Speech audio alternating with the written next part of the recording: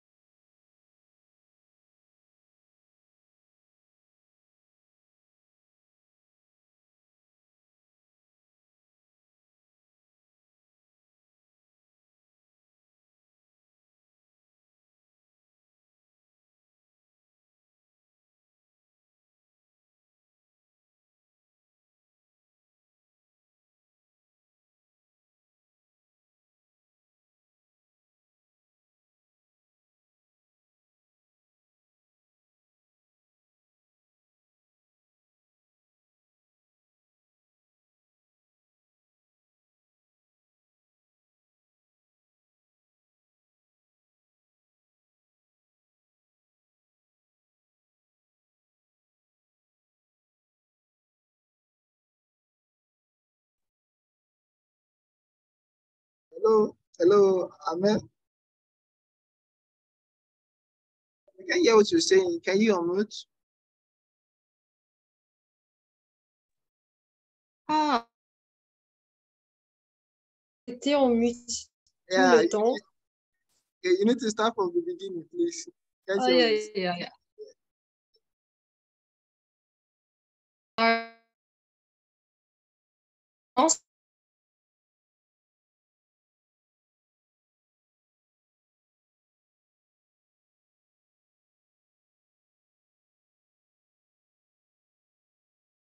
Sofiane El-Houri.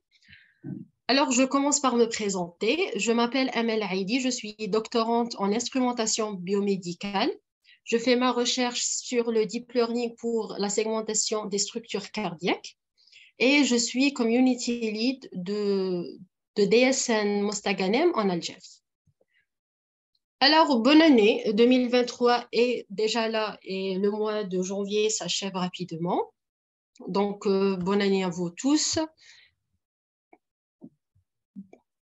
DSN a un programme assez riche, un calendrier très riche en événements, comme toujours. Vous pouvez le voir sur notre site et sur nos réseaux sociaux. Restez toujours branchés, restez connectés. On a plein d'événements pour vous, quel que soit votre intérêt. Alors, restez branchés. Déjà, on a perdu assez de temps, je m'excuse pour ça. Alors, pour le premier cours, le premier exercice, on a pour la première question, c'est d'écrire l'instruction Python qui permet d'afficher la phrase « Bonjour tout le monde ». C'est assez simple comme exercice. Comme vous pouvez voir, on a utilisé l'instruction print. Entre parenthèses et entre guillemets, on va écrire la phrase « Bonjour tout le monde ». Pour créer une liste, la deuxième question, c'est de créer une liste avec 5 objets et la montrer à l'écran.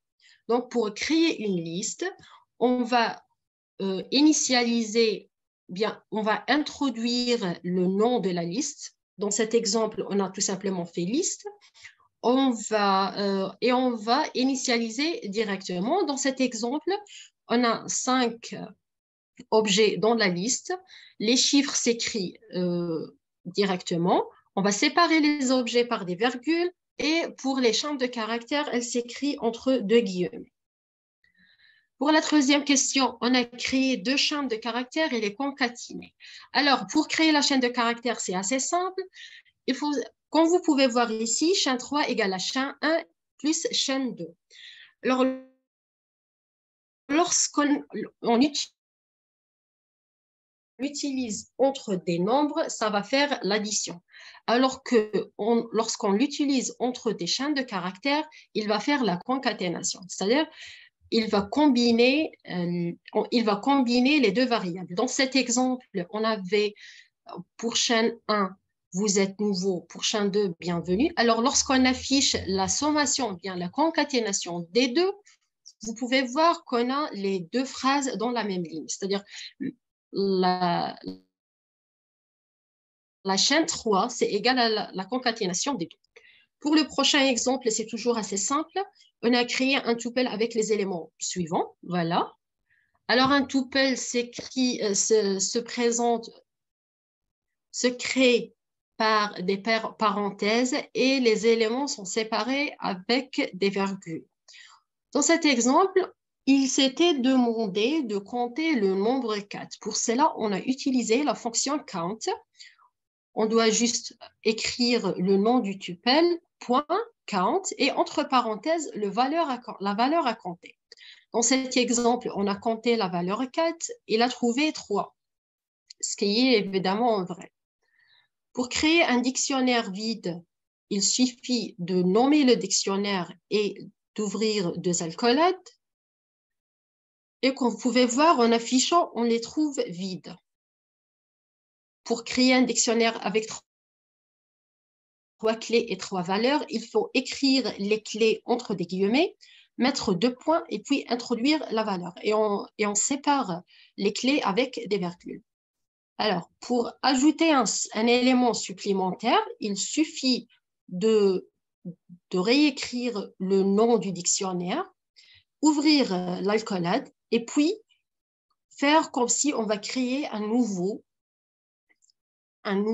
nouvelle clé.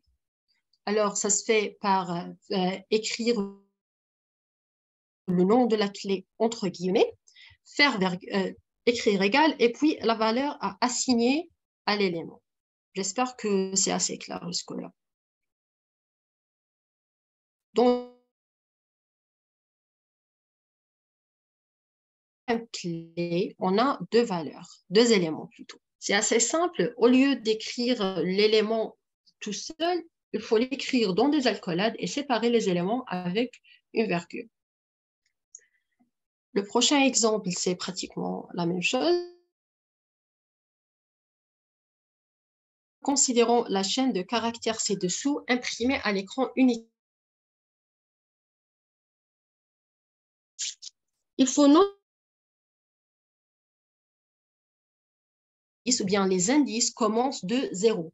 Alors, la lettre D, elle est située dans la case 0, bien dans la case qui est indice 0. C'est-à-dire, si on veut afficher de 1 jusqu'au 18, il va afficher de la deuxième lettre, c'est-à-dire A, jusqu'au E.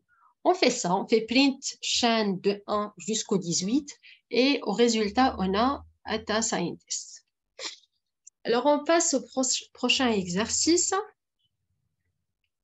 Dans cet exercice, on va étudier les boucles for et while, etc. Alors, pour la première question, on a affiché les 10 premiers nombres naturels à l'aide de la boucle while. On a initialisé l'indice i égale à 0, on a initialisé i à 0, et puis on a crié while, ce que veut dire tant que. Alors, tant que i est inférieur à 10, on va incrémenter i par 1. C'est juste une écriture pour i égale à i plus 1. On peut écrire ça ou bien i égale à i plus 1 tout simplement. Et puis, on va afficher print i. Alors, qu'est-ce qu'il va faire pour la première fois? Il égale à 1. Et puis, il va afficher i, c'est 1. Puis, il va tester i est toujours inférieur à 10. Donc, il va incrémenter encore une fois, c'est i égale à 2 et on va afficher jusqu'à quand il va atteindre 10. Lorsqu'on a i égale à 10, le test, c'est i strictement inférieur à 10. Lorsqu'on a 9, il va incrémenter à afficher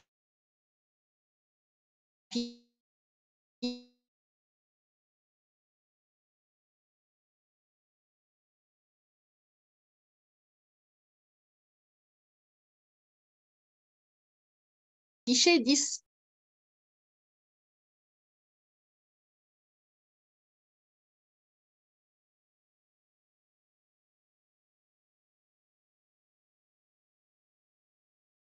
Voilà l'exemple. Alors, lorsqu'on va exécuter ça, lorsqu'on va exécuter, on a la première ligne, c'est d'afficher V entrée en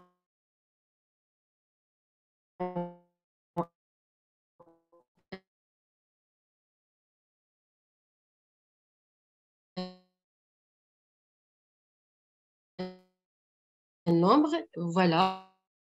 Ce qu'il va faire, c'est il va passer par initialiser la somme à 0 pour i allant de 1 jusqu'au int num. Pourquoi on a fait ça? Parce que lorsqu'on introduit la valeur ou bien lorsque l'utilisateur va taper la valeur, elle sera enregistrée comme chaîne de caractères. Alors, il faut la convertir en nombre entier. C'est pour ça qu'on a utilisé cette fonction. Alors, tant que i est entre 1 et 19, on va incrémenter la somme par i. C'est-à-dire, dans ce cas-là, on a i égale à 1. Donc, la somme égale à 100 plus 1. Il va retester tant que i égale à 2 jusqu'au 19.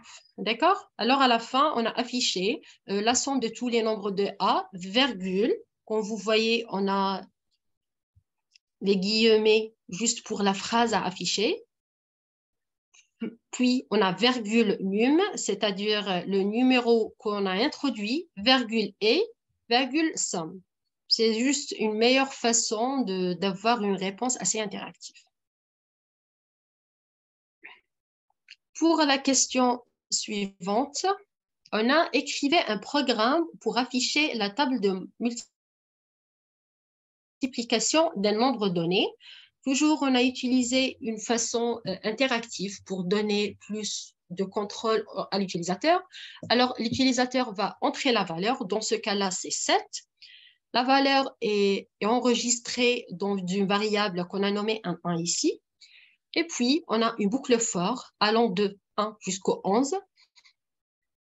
Le résultat, la valeur qu'on a introduite, dans ce cas, c'est toujours 7 fois i qui s'incrémente. Alors, on a affiché une multiplication de 7. Voilà. Pour la question suivante, on a affiché une liste dans l'ordre inverse à l'aide d'une boucle. On a la liste, c'est donné. Bien sûr, on initialise la liste avec les valeurs qu'on veut. Puis, on a créé une nouvelle liste qu'on a nommée inv list, ou bien liste inversée, ou bien liste 2, ce que vous voulez. et on initialise l'indice, notre indice I, qui est la longueur de la liste. Pourquoi la longueur? Vous allez voir.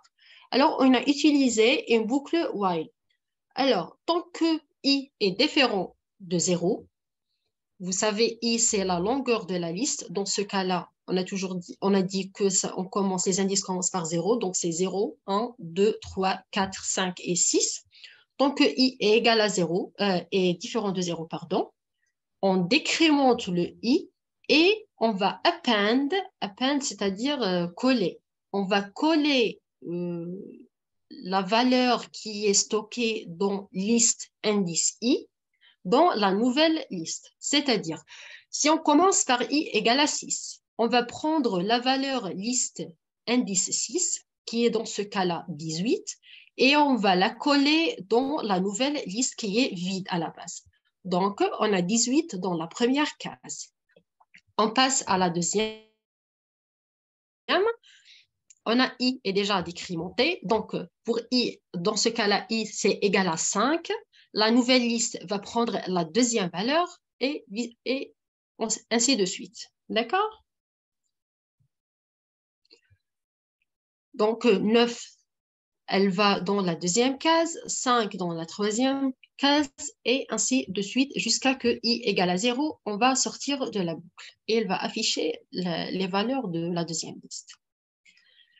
Pour la prochaine question, on a affiché les nombres de moins 10 à 10 en utilisant la boucle for. C'est assez simple comme exemple. Il suffit de faire le range entre moins 10 et 0. Alors, for i dans range moins 10 à 0, on va afficher i tout simplement et on a cette liste-là, de moins 10 à moins 1. Inverser la prochaine question, inverser un nombre entier donné. Toujours, puisque ça dit donner, on donne le contrôle à l'utilisateur et on utilise toujours une méthode interactive. Donc, on a print, entrer le nombre entier à inverser. On va stocker le nombre dans la variable num. Et puis, on a une nouvelle liste, invnum, égale à num, c'est-à-dire c'est la première liste, mais inversée, dans l'ordre inversé. Alors, il faut noter ici, si vous vous rappelez dans l'exemple avant, lorsqu'on a utilisé ça, on a dû convertir la variable num en entier. Dans cet exemple, il ne faut surtout pas faire ça parce que tout simplement, on considère que le nombre 5412, c'est une chaîne de caractères. Lorsque l'utilisateur entre la valeur, elle est considérée comme chaîne de caractères. Alors, si c'est une chaîne de caractères, alors on a 5 dans une case, 4 dans une case, 1 dans une case et 2 dans la quatrième case. Dans ces cas-là, c'est plus simple de l'utiliser en inversant, en prenant comme l'exemple qu'on a utilisé ici. Alors, on prend chaque chiffre et on le stocke dans la case en face. Ce qu'on peut faire aussi, c'est d'utiliser cet exemple-là de la liste à l'ordre inversé. On peut utiliser la même boucle pour faire cette inversion. C'est exactement la même chose. Alors, pour la question suivante, on a écrit un programme qui utilise la boucle for pour afficher le modèle de nombre inversé. On a le nombre c'est 5, 4, 3, 2, 1. On va afficher le nombre pour i allant de 1 jusqu'à 5, puisqu'on a 5 valeurs. On va afficher dans le premier exemple, c'est afficher les 5 valeurs, puis les 4 valeurs, 3, 2 et puis 1. Lorsqu'on atteint 5, on sort de la boucle. On passe à l'exercice suivant. C'est le cours de manipulation des données en Python. Alors, pour la première question, c'était de créer une classe voiture avec des attributs marques et couleurs et une méthode affichée qui permet d'afficher les caractéristiques de la voiture. Alors, pour créer une classe, on utilise la commande classe suivie par le nom de la classe, qui est voiture dans cet exemple, 2 points. Et puis, pour créer les attributs, c'est def, définir, self, marque marque et couleur, c'est-à-dire les attributs qu'on veut. Self-mark, c'est la marque et self-couleur, c'est la couleur. Et on a la fonction afficher. Lorsqu'on utilise afficher, il va imprimer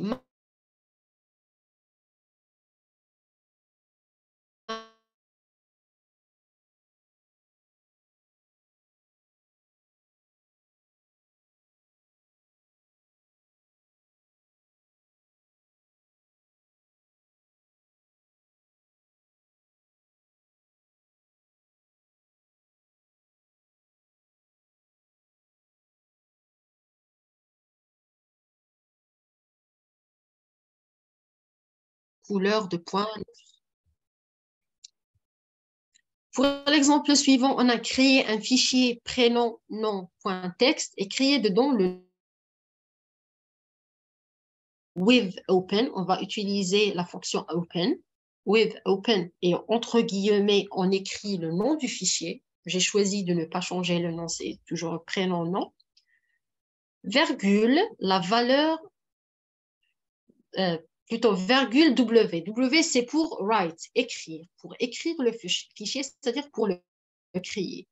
As fichier 1, fichier 1. Alors, pour voir ce qu'il y a à l'intérieur, ou bien pour écrire le fichier, on a write Algérie, c'est mon pays. Alors, si vous faites ça, vous allez voir que vous avez créé un fichier texte. En l'ouvrant, vous allez trouver à l'intérieur une seule valeur écrite qui est le pays que vous avez écrit. Alors, fichier, on va utiliser open, prénom, bien le nom du fichier, virgule R, read. Alors, pour créer, c'est W pour write, c'est-à-dire écrire, et pour lire, on va utiliser R pour read, c'est-à-dire lire. Pour la question suivante, on a créé deux listes A et B avec des valeurs entières et additionné les deux listes. Alors, puisqu'on travaille avec des à une concaténation. Comme vous pouvez voir, on a A, elle a 3 valeurs et B, elle a 3 valeurs. Lorsque D égale à l'addition, c'est pas une addition mathématique, c'est plutôt une concaténation. On a une nouvelle liste avec 6 valeurs. Alors, si on crée deux tableaux A array et C array en utilisant les listes A et B et additionner les deux tableaux, alors si on transforme A en tableau et C en tableau, B en tableau plutôt, la sommation, ou bien en utilisant la valeur, le symbole plus, le symbole plus entre deux listes sert à concaténer, alors que le symbole plus entre deux tableaux, il sert à faire l'addition des éléments un par un. Pour créer une liste M qui contient 3 listes de même taille, on utilise les accolades et pour chaque élément de la liste, ça sera une autre liste. Et on va séparer les éléments par des virgules toujours, c'est assez simple. Alors, pour créer un tableau M matrix, on va utiliser la commande nparray comme on a fait dans l'exemple précédent. Alors, un tableau des listes, c'est ce qu'on appelle une matrice.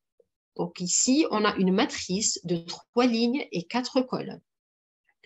Si on sauvegarde la liste, si on veut sauvegarder la liste dans un fichier Excel, il faut utiliser Pandas, la bibliothèque Pandas. Alors, il faut l'importer par la commande import pandas spd.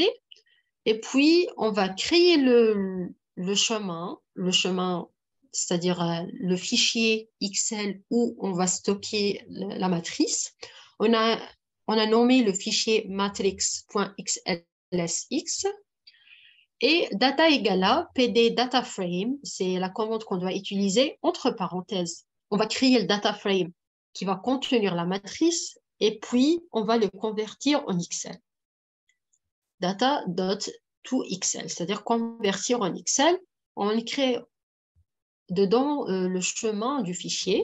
Comme vous pouvez voir, c'était stocké dans un fichier Excel qui s'appelle Matrix. À l'intérieur, on a le tableau ou bien la matrice qu'on vient de créer.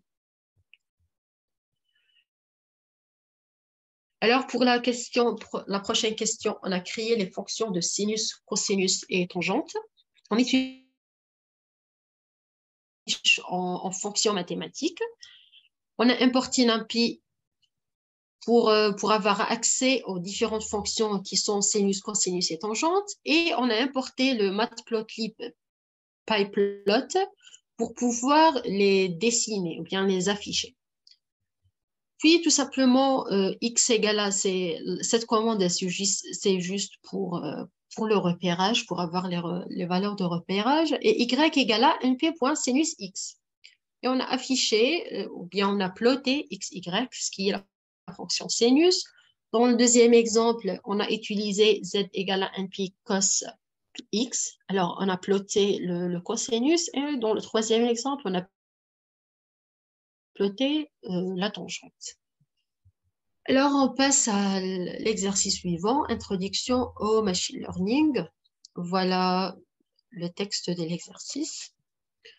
Alors, ils nous ont demandé de créer une fonction perceptron. Bien sûr, l'algorithme existe dans le cours. On a essayé de suivre tout simplement l'algorithme. Il faut bien sûr, avant de recréer l'algorithme, il faut importer NumPy, la bibliothèque NumPy, parce qu'on va l'utiliser pour les calculs. Et il faut initialiser quelques valeurs, c'est-à-dire les valeurs utilisées pour les boucles, par exemple. Alors, on a initialisé J, qu'on a utilisé dans la boucle while. Et d'autres valeurs, c'est une récréation de l'algorithme, rien de compliqué ici. Et on a utilisé le perceptron pour tester le OU logique. Pour le OU logique, c'est assez simple. Il faut penser de l'opération OU logique, c'est-à-dire c'est un perceptron qui a des entrées et des sorties. Lorsqu'on a comme entrée 0, 0, il va sortir 0, 0, 1, il va sortir 1, 1, 0, il va sortir 1, et 1, 1, il va sortir toujours 1.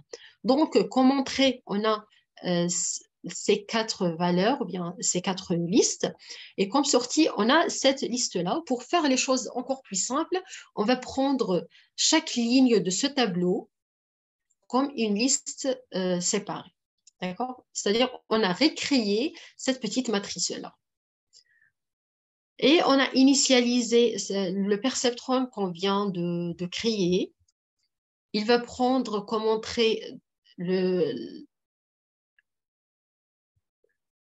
vecteur qu'on a créé, MO, on a nommé MO, le nombre maximal d'itérations et le alpha. Alors, pour le nombre maximum d'itérations, on a pris 100. Pour la première itération, bien sûr, si vous pouvez voir dans l'algorithme qu'on a utilisé, ah, pardon, d'accord. On va afficher les points nécessaires pour l'activation et puis les itérations. Alors, pour la première itération, on a obtenu comme sortie 0011, ce qui est faux. Donc, on a continué à itérer. La deuxième itération 0011, c'est toujours faux. Donc, comme vous pouvez voir, jusqu'à la 11e itération, on a pu avoir la bonne sortie. La somme des erreurs est égale à 0. Et le perceptron, c'est-à-dire l'activation du perceptron, l'activation du perceptron, c'était 0.7 et 0.5. Pour le et logique, c'est exactement la même chose. On va recréer cette petite matrice-là avec les valeurs d'entrée et de sortie et on va les donner au perceptron pour qu'il les utilise pour arriver au bon résultat. Ça a pris 21 itérations cette fois-ci pour avoir le bon résultat. D'accord? Pour l'XOR, comme vous pouvez voir, la sortie, ça doit être 0, 1, 1, 0. On a fait exactement la même chose et pour la sortie, on a eu, après une seule itération, on a déjà atteint la somme des erreurs égale à 0, mais comme vous pouvez voir, la sortie, c'était 0, 0, 1, 1. Alors, c'est faux. bien sûr. C'est pas identique à ce qu'on doit avoir. Mais la somme des erreurs est égale à 0. Alors, on peut dire que le XOR est erroné, car les poids qu'on a eus ne permettent pas l'activation des perceptrons. Et on a eu ça après une seule itération. C'est peut-être le perceptron ne peut pas être utilisé pour des problèmes de séparation linéaire. Comme solution, il faut utiliser un perceptron multicouche qui peut avoir comme entrée le et le OU et puis faire le et entre les deux. C'est un peu compliqué, je pense. Si vous avez des questions, essayez de rappeler de vos questions pour la fin de la session.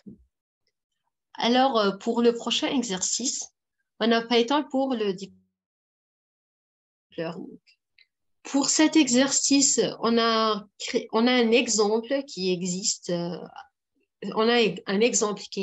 sur Keras qu'on devait recréer en utilisant une deuxième base de données qui s'appelle Fashionist. Donc, on commence comme toujours par importer le NumPy pour le calcul, TensorFlow, Keras, on va utiliser Keras dans cet exemple, et Layers.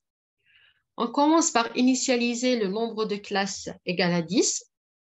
Le input shape, c'est-à-dire la taille de l'image, c'est 28 fois 28 fois 1, c'est-à-dire une seule dimension. C'est une image au niveau de grille.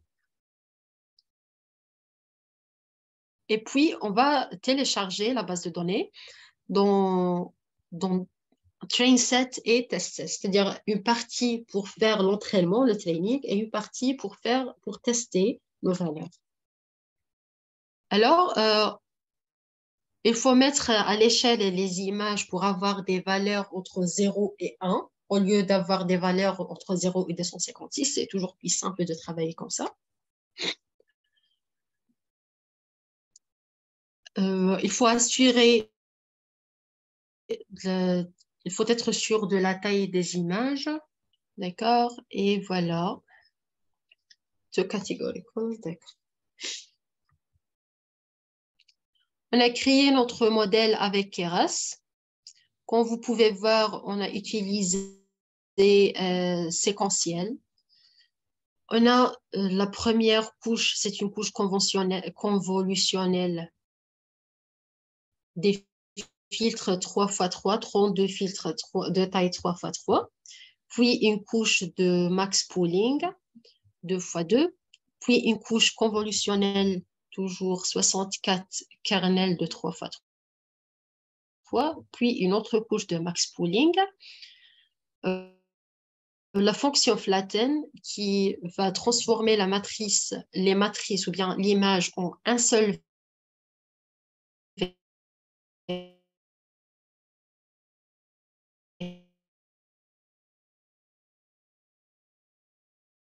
vecteur. On a utilisé le dropout et la fonction de perte categorical cross entropy et une optimisation Adam. On a entraîné pour 15 époques. Et voilà, comme vous pouvez voir, à chaque époque, à chaque entraînement, il y a l'accuracy qui s'augmente.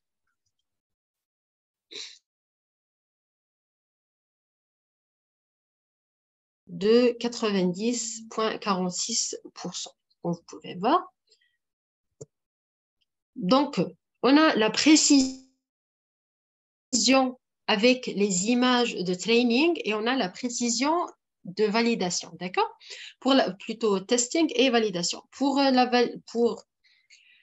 Lorsqu'on a évalué, on évalue toujours sur des images de validation, c'est-à-dire des images que le système n'a pas utilisées durant le training.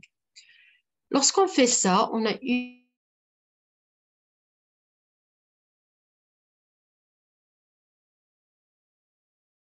sans rien changer, on a juste enlevé le dropout, c'est-à-dire on a enlevé cette couche-là.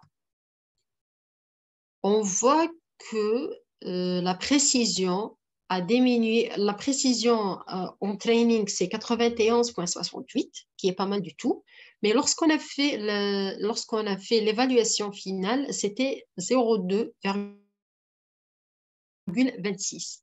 Qu'est-ce que ça veut dire ça? Ça veut dire que lorsqu'on n'utilise pas le dropout, le modèle ne généralise pas très bien sur de nouvelles données. C'est-à-dire qu'on ne peut pas toujours compter sur la précision qu'on obtient durant la période de training ou bien la période d'entraînement.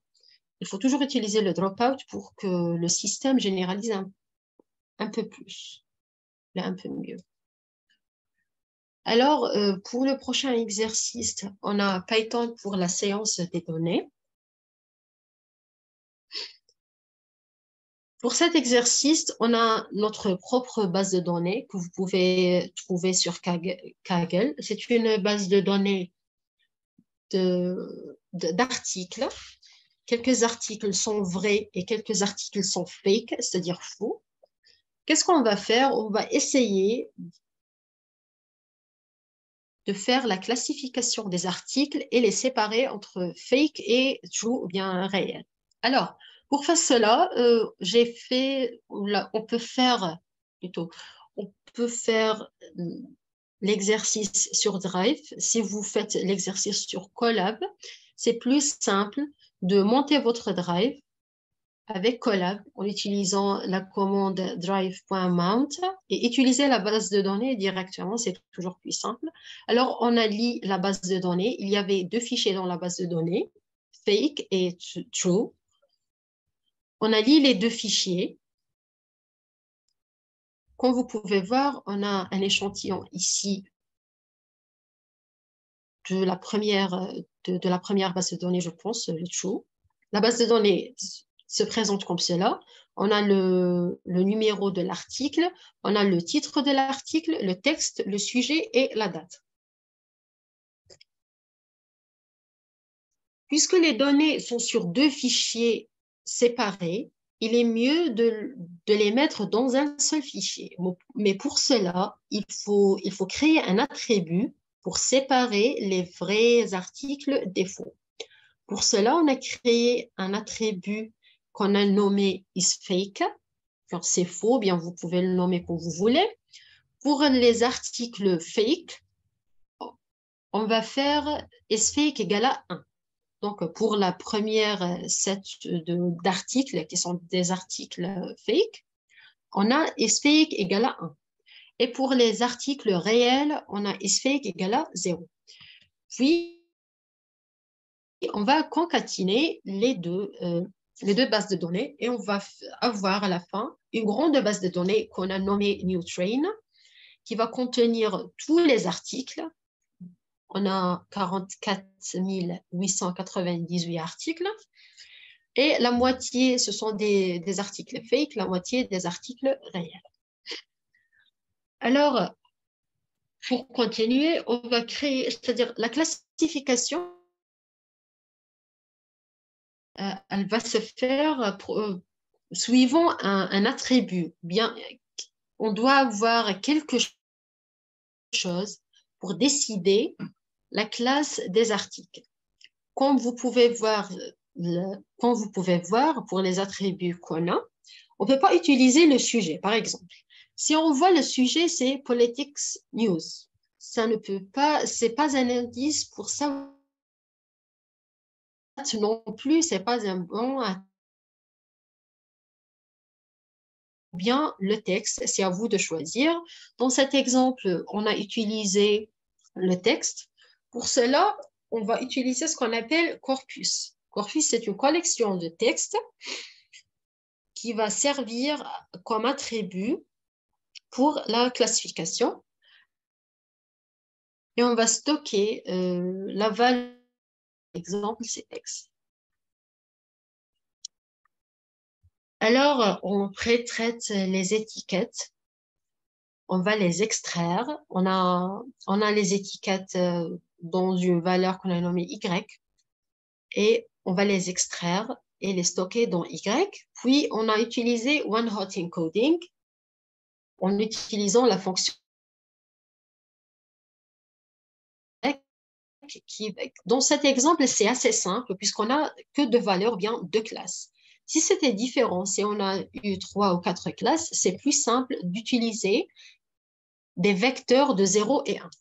Donc, dans cet exemple, on a 1, 0 et 0, 1. Mais par exemple, si on avait 3 classes, on pouvait avoir une classe qui prend la valeur 0, 0, 1, une classe qui prend la valeur 0, 1, 0, et ainsi de suite. C'est toujours plus simple d'utiliser le one-hot encoding.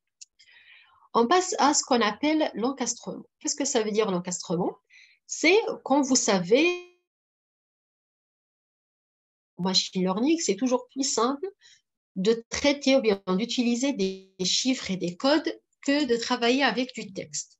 Alors, puisque dans cet exemple, la base de données, ce sont des articles, c'est-à-dire des chaînes de caractères, c'est du texte, vaut mieux l'encastrer, c'est-à-dire créer une chaîne de valeurs pour chaque mot.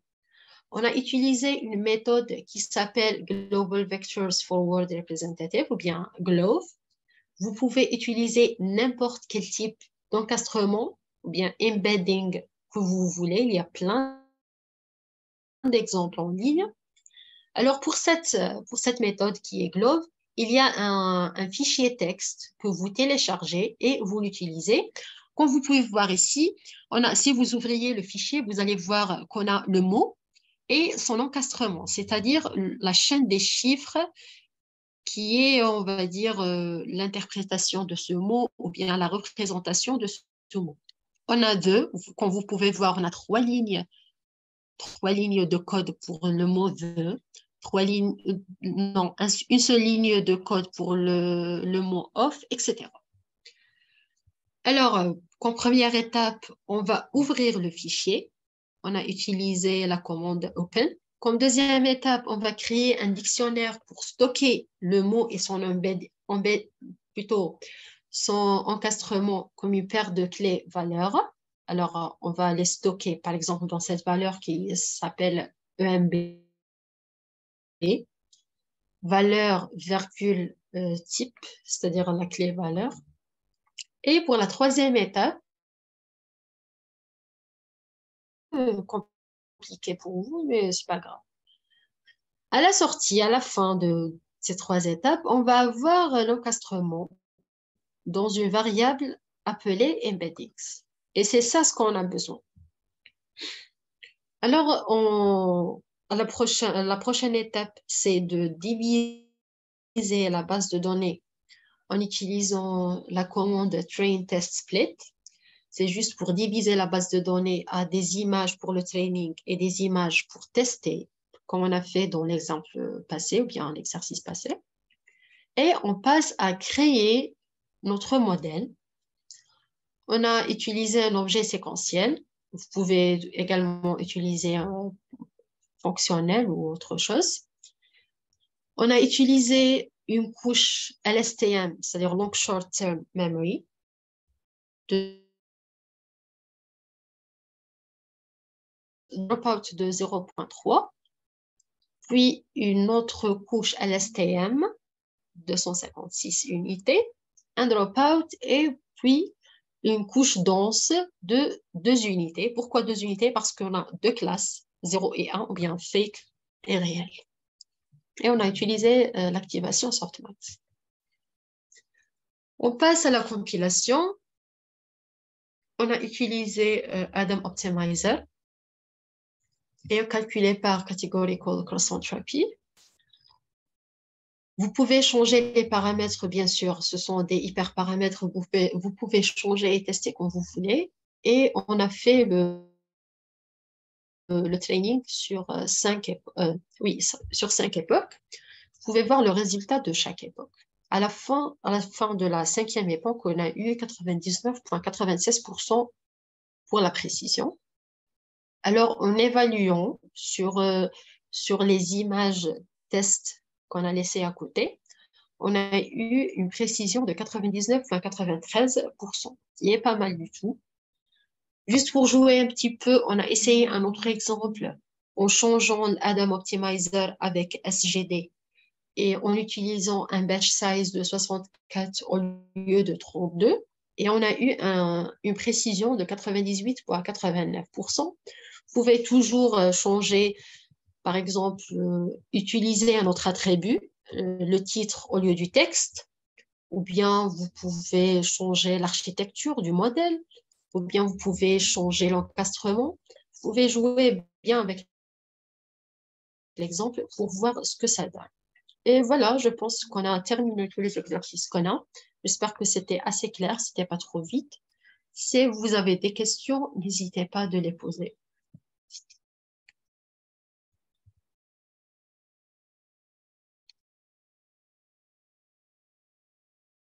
Vous m'entendez?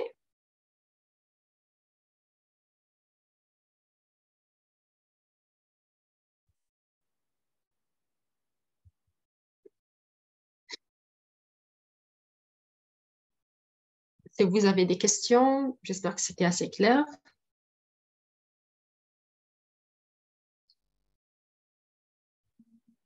Est-ce que vous aviez des difficultés avec les exercices? Est-ce qu'il y a un exercice qui était...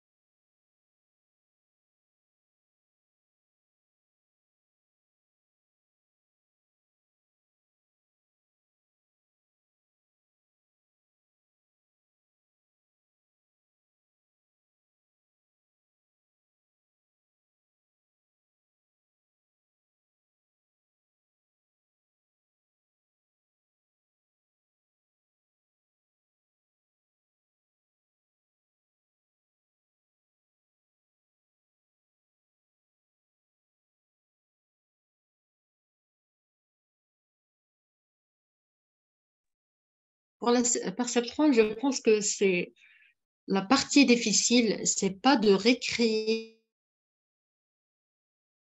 savoir quoi initialiser et où commencer. Ça peut être un peu compliqué, mais c'est pas grave, hein. Bonjour. Oui, bonjour. Oui, effectivement, je n'arrivais pas à à écrire sous forme de code le perceptron parce que lorsque j'avais utilisé avec qui avait été avec les éléments de et ou or, ça ne donnait pas vraiment de résultat. J'avais l'impression que je ne suivais pas l'algorithme comme il le fallait. D'accord. Est-ce que vous avez exécuté comme on a fait? Laissons la partie perceptron à part. Est-ce que l'exécution, c'est-à-dire le test, c'était comme cela, en créant 4 listes et en essayant comme ça? Je pense que la quatrième ligne W underscore ou est égal à perceptron. En tout cas, la quatrième ligne, je ne l'avais pas mise comme ça. Alors, la partie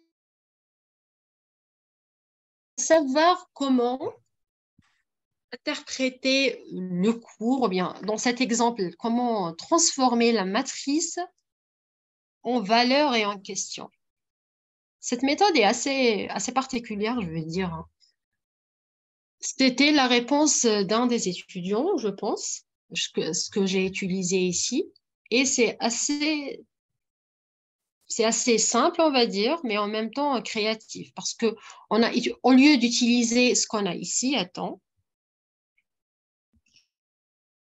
voilà, au lieu d'utiliser 4 combinaisons et puis une sortie, on a transformé tout ça en une matrice. Utiliser la matrice, c'est plus simple, vous Oui, voyez? Donc, essayez de faire ça et peut-être ça va marcher. ok, d'accord. Très bien.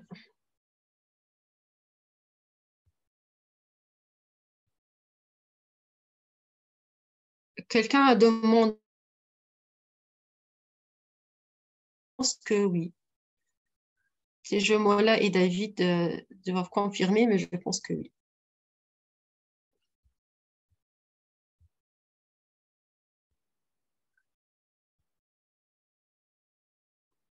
Alors, quelqu'un avait d'autres difficultés?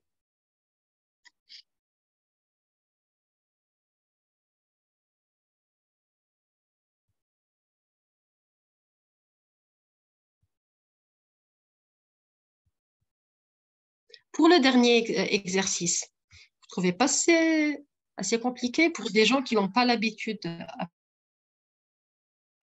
qui n'ont pas l'habitude de travailler avec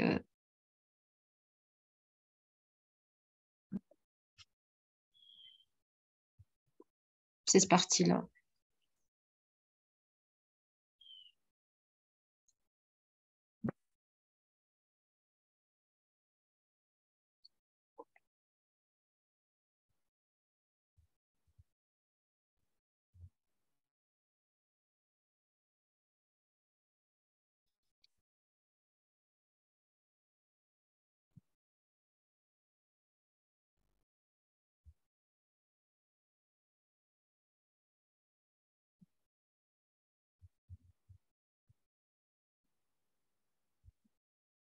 Oui, c'est pas grave, David, c'est un peu compliqué, on va dire, mais pas autant. Il faut juste suivre les étapes. Il y a plein, il y a plein d'exercices en ligne.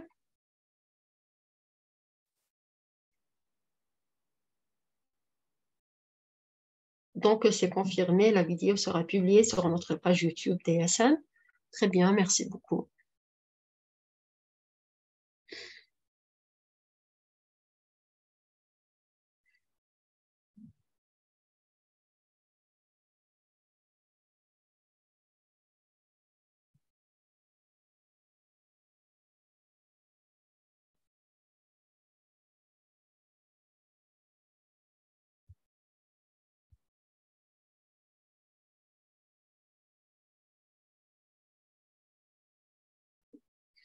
Mhm. Sinon, les premiers exercices, c'était assez simple, j'imagine.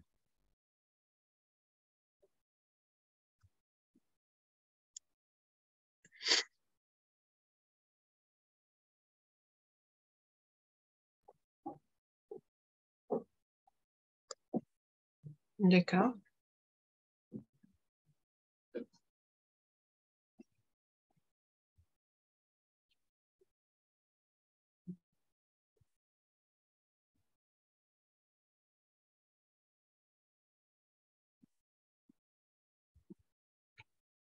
Alors, quelqu'un a demandé s'il y aura d'autres formations. Oui, si vous avez, je ne sais pas si vous étiez là dès le début. Alors, comme vous pouvez voir, on a le calendrier d'événements de 2023. Pour la communauté francophone, on a plein d'événements. Déjà, au mois de février, on a le 16 et le 23. Sinon, pour les autres activités, on a plein. Il suffit de rester connecté, rester branché sur les réseaux sociaux de DSN pour voir ce qu'on a.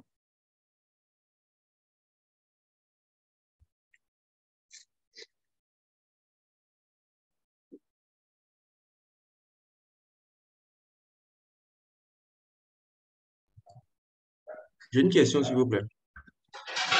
Oui, vas-y. Je sais que bon, l'application a tout ça à utiliser dans le domaine de l'intelligence artificielle, mais là, actuellement, une fois ces données-là, bon, je peux dire, une fois la maîtrise de ces données-là, est-ce que vous pouvez me donner des exemples, si je peux me le permettre, dans lesquels nous pouvons...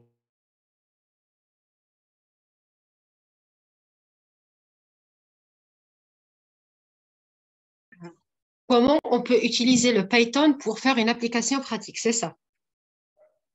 Oui, oui. Très bien. Alors, le Python, c'est un langage de programmation. Vous pouvez, c'est-à-dire, c'est pas la programmation lui-même, c'est pas l'algorithmie. Une fois vous savez faire l'algorithmie, vous pouvez utiliser n'importe quel langage. L'avantage du Python, c'est que c'est un langage moderne déjà. Il a un syntaxe assez simple, c'est plutôt de l'anglais. Et puis, il a plusieurs applications. Vous pouvez faire plein de choses. Vous voyez l'algorithmie. Et puis, Python, c'est seulement un langage. Mais je trouve que c'est assez simple à apprendre par rapport à d'autres langages. Je ne sais pas si ça répond à votre question. Oui, oui, merci. Alors, Wilson, pour le dernier exercice, est-ce que vous pouvez résumer en quoi consiste l'encastrement? Alors, comme on a dit, l'encastrement, ou bien embedding en anglais, on a dit, c'est créer un code, c'est chiffrer, d'une sorte, chiffrer les mots des articles. Donc, on peut pas utiliser, c'est plus simple de travailler avec. Alors, on va créer une liste de chiffres ou bien une liste de numéros qui correspond à chaque mot. Vous voyez, c'est plus simple d'utiliser des chiffres que d'utiliser des mots. C'est ça, c'est pour ça qu'on fait l'embedding ou bien l'encastrement. Je ne sais pas si c'est clair ou non, Wilson.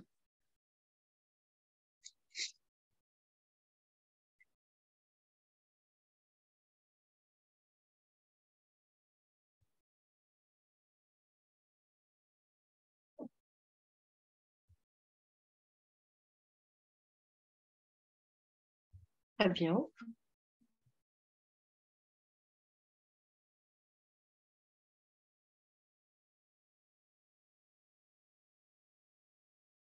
D'accord.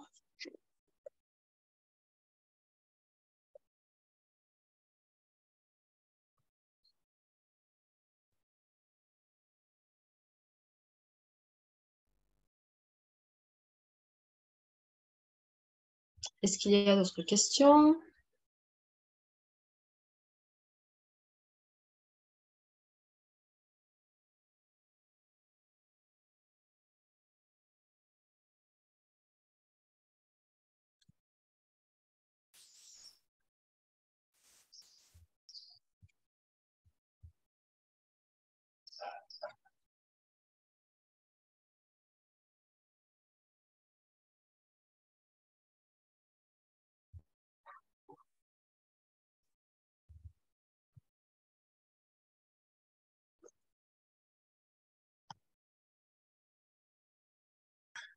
S'il vous plaît, je n'ai pas suivi l'exercice. Je vais revenir sur le perceptron.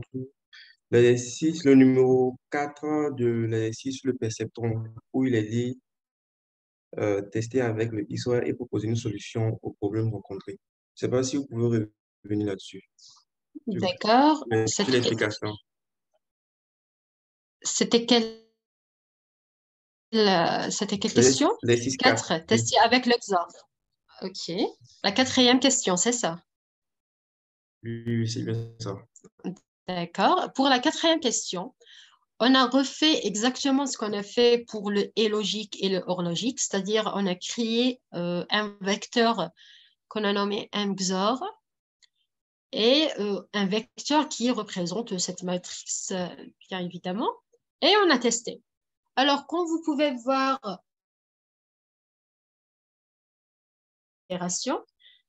on a atteint une somme d'erreur qui est égale à 0. Donc, logiquement, on va voir le résultat final, comme les autres exemples, sauf que la sortie obtenue, c'était 0, 0, 1, 1, bien qu'il fallait avoir 0, 1, 1, 0.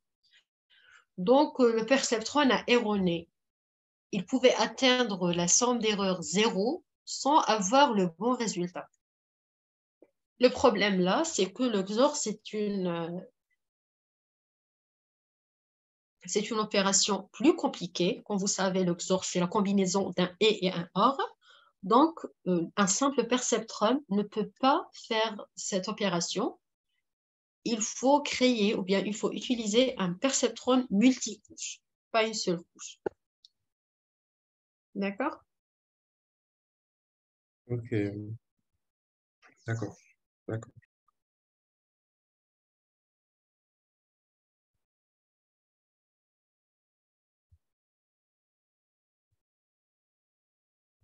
Ok.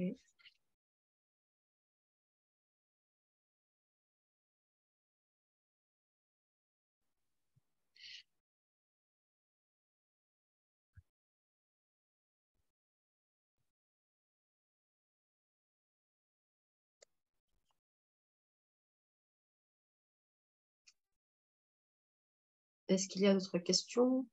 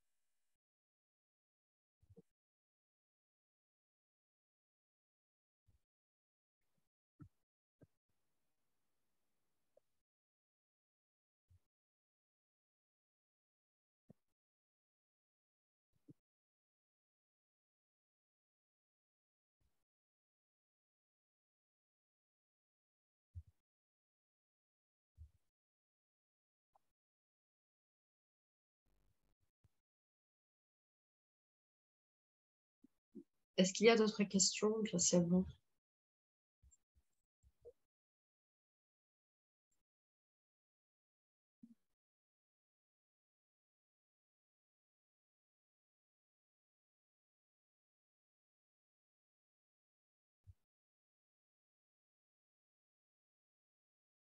Alors, si vous n'avez pas d'autres questions, je pense que on peut terminer la session. Alors, je vous remercie tout le monde pour nous avoir joints aujourd'hui. J'espère que c'était assez clair, que vous avez eu les réponses pour vos questions. Restez branchés. Vous serez contactés pour les prochaines classes et restez toujours branchés sur les réseaux sociaux pour voir ce qu'on a de nouveautés. Et merci beaucoup de nous avoir joints.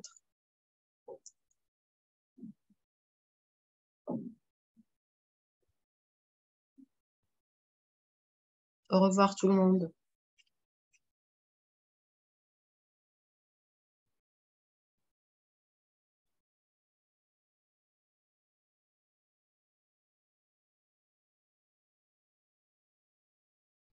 Alors, pour les certificats, je ne sais pas. C'est peu. Attends, je vais demander.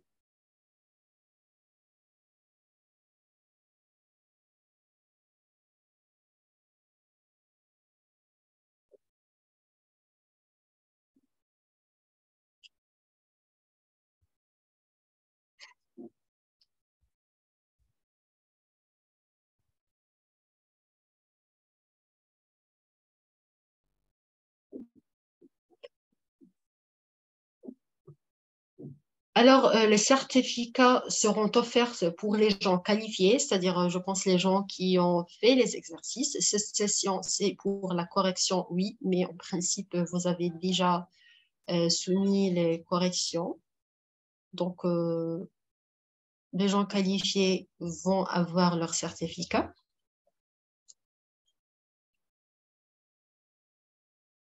Vous serez contactés, j'imagine.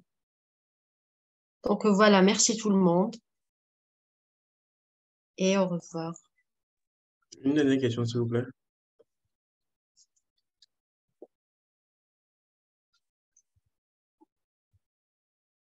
Allô?